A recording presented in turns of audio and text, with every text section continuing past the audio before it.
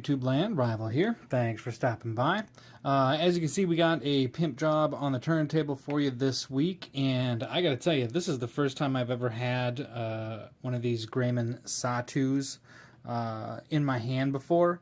I was unaware of exactly how beastly these things are.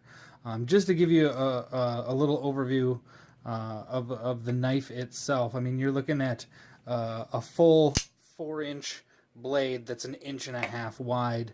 This thing comes in at, before I carved it up, it came in at like just under 12 ounces. Now it's like 10.5 ounces. I think it's 10.8 ounces actually.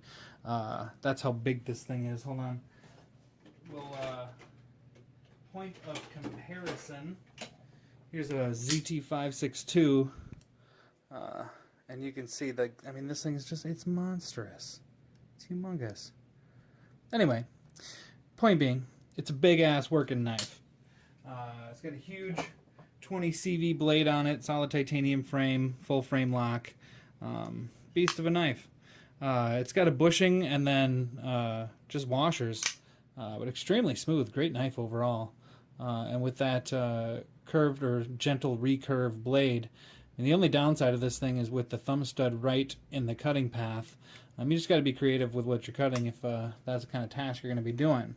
But normally these things come in, I think I've seen them with G10 scales, but normally you just see a solid titanium scale, 20 CV blade. So what the gentleman asked me for is to do something a little bit fun with it.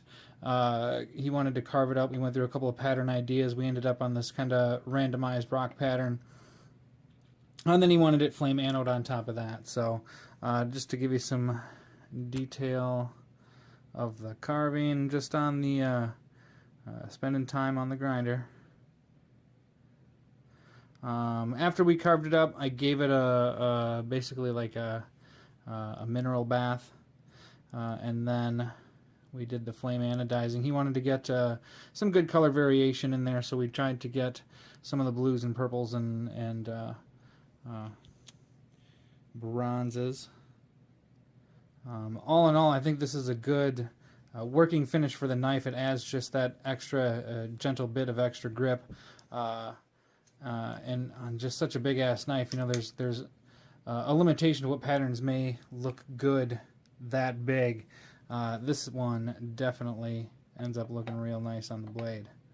And it'll be a good working finish, because after we did the mineral bath, I put it in the stone wash for about 4 hours, 5 hours, something like that, to give it a good base. So once we got the flame ano on there, that's going to take fingerprinting and working and tumbling. You know, if it gets jingled around in a pocket, although it'd have to be one big ass pocket, that would not be a problem for it. It's going to be a good durable finish overall.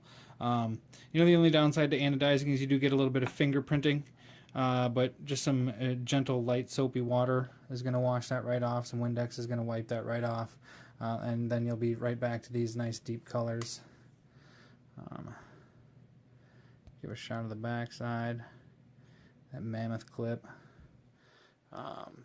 All in all, I'm pretty impressed with the build quality of this knife. I mean, the tolerances are extremely tight, and for as big a knife as it is, I mean, the lockup, here you go, centering. The lockup is solid. It's comfortable. It doesn't hurt your hand to disengage even such a big-ass lock bar. Very impressed overall with this knife, I gotta tell you. Like I said, I think I've had, what, like a Dua on the bench before, but that's a bit more of a normal-sized knife. This thing's beast mode. But that is the carved and flamed Grayman Satu. That's all we got for you this week. Thanks for stopping by. Peace.